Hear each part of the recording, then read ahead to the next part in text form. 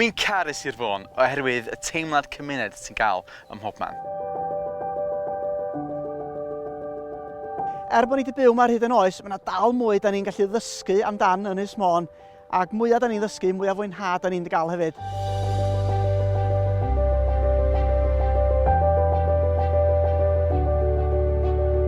Gynnon ni doreth o fywyd gwyllt, bryniau, gwahanol lwybrau i gerdded, gwahanol traetha, a mae gynnon ni hefyd hanes a diwylliant lleol sy'n cyfoethogi'r ynys.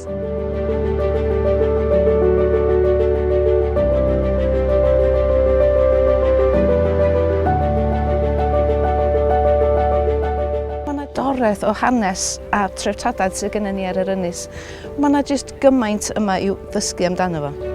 Mae gennych chi hanes yn mynd yn ôl i'r neolithig, gennych chi safleoedd archeolegol gwych, gennych chi draetha, gennych chi diwydiant wedi bod yma, mae gennych chi gymunedau clos Cymraeg, gennych chi amaeth.